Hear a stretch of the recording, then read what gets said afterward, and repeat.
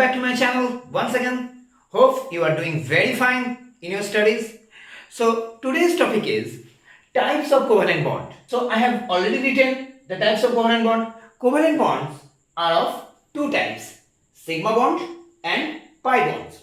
So we are going to discuss in this class about how they are formed, like sigma bond and pi bonds, and their relative strengths. Okay, so watch the video very carefully and note down if you need to. Okay, let's start. So look how a sigma bond is formed. Sigma bond is formed when two orbitals comes coaxially. That means when two orbitals overlap to each other head on or coaxially.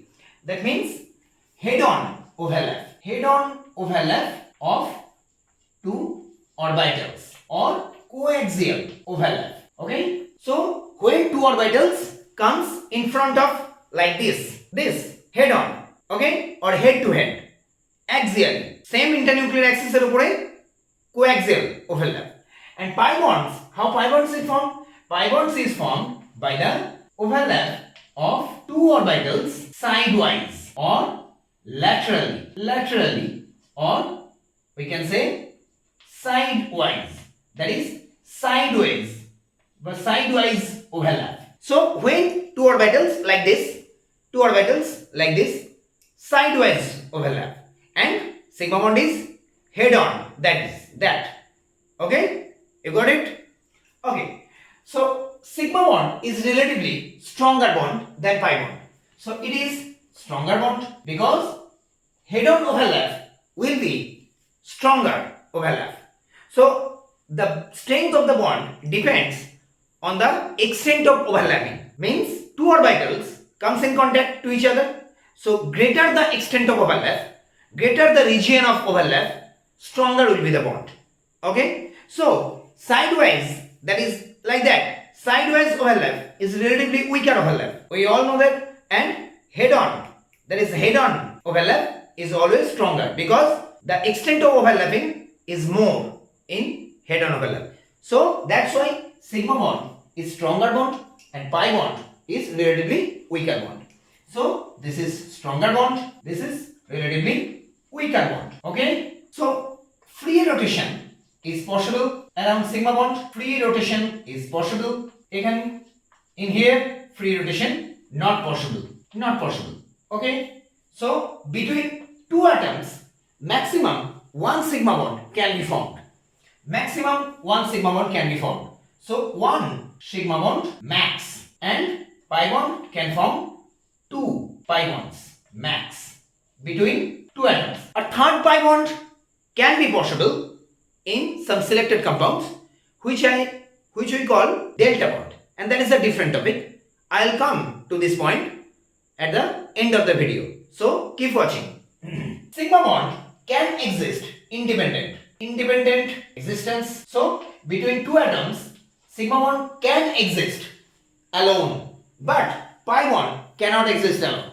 It exists along with sigma bond. So no independent existence. So pi bond cannot exist independently or alone. Pi bond can only exist along with sigma bond, and due to the presence of pi bond the bond length gets shorter. Okay, so here is how sigma bond and pi bonds are formed and their characteristics. Hope you are getting it. And now we will discuss about how they are formed and their diagrams. Okay, let's see. Now we will see about the types of sigma bond, in which ways sigma bonds can be formed. So sigma bonds, first of all, sigma bonds can be formed between two s orbitals. S sigma, that is between two s orbitals. That is s orbital, the shape is spherical, one s, and this another s orbital. So between two s orbitals sigma bond can be formed, and this is the overlapping zone. Okay, and number two, between s and p, one s and p sigma, that is one s orbital and one p orbitals. The shape of p orbital is, we all know, the dumbbell shaft this. So this is the overlapping zone. Clear? And another is number 3, between two p orbitals, p sigma. That is when two p orbitals comes coaxially. This is the internuclear axis, like this is z axis. So one pz orbital overlaps coaxially with another pz orbital. So this is the overlapping zone. Okay. So SS sigma examples, hydrogen molecule. SP sigma bond example, HX, that is halide X equals to fluorine, chlorine, bromine, iodine. And PP sigma bonds example is halogens like fluorine, chlorine, bromine, iodine. Okay, so in this main 3 ways sigma bonds can be formed. Apart from these, sigma bonds also can be formed between two hybrid orbitals and one hybrid orbital and another s or p orbitals. So always remember that hybrid orbitals always form sigma bond. Hybrid orbitals cannot form pi bonds. Okay, so main 3 types of sigma bonds are possible: SS, SP and PP. So their relative strength is PP is strongest, then SP, then SS. So why PP sigma bond is strongest? Because p orbital has directional property and s orbital has no directional property. So due to the directional property, the p orbitals overlap in greater region, that is extent of overlapping in p orbitals or between two p orbitals will be more. Overlapping zone, extent of overlap means overlapping zone, greater region overlap করে. Clear? So SS overlapping extent minimum. So that's why strength of the sigma bond is PP sigma bond strongest and SS sigma bond is weakest. Okay, let's see about the pi bond. Now we will discuss about the pi bond formation. So see how pi bonds can be formed. Pi bonds can be formed between two p orbitals, that is called p pi because two p orbitals overlap sideways or laterally like this. Okay, so if we take this as x-axis and this is also x-axis, so one px orbital laterally overlaps with another px. So that is this and this, and the lobe has sign, so it will get positive with positive, negative with negative. This forms a pi bond, and or we can also represent this as this z-axis and x-axis, and this is also x-axis. Okay, so this is called p pi.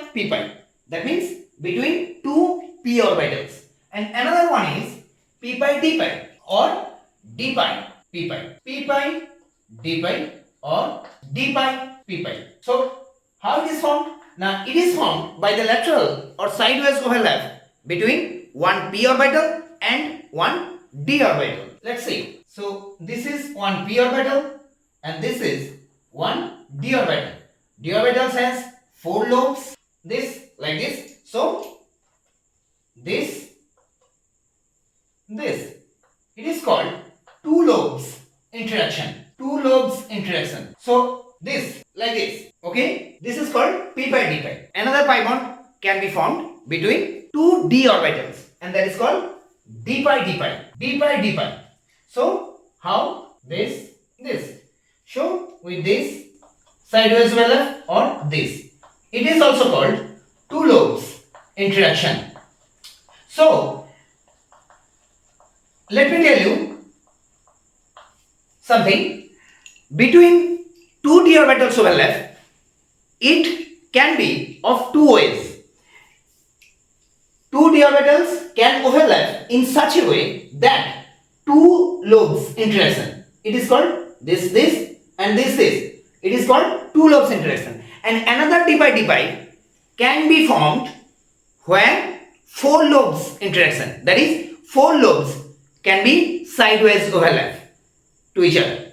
And this is called delta bond. So, how these lobes overlap with this, and these lobes overlap with this, and similarly this and this. This is called also d-pi, but it is called four lobes interaction, and it is also called as delta bond, and it is called as delta bond. This is not actually pi bond, this is delta bond. So delta bond can be formed between two d orbitals when their four lobes interaction takes place. So delta bond is very rare and it is present in some special compounds. It is mainly found in organometallic compounds, but in this rhenium chloride, between two rhenium atoms there is a fourth bond, and which is called delta bond.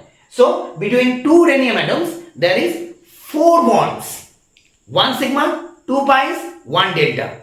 And how the delta bond is formed? Between two d orbitals sideways overlap, and this is four lobes interaction. So d orbitals overlap can be of two types: d-pi, two lobes interaction, that is pi bond, and four lobes interaction. This is also called as d-pi, but it is actually delta bond. So delta bond is how? Delta bond type. Delta bond is weaker than sigma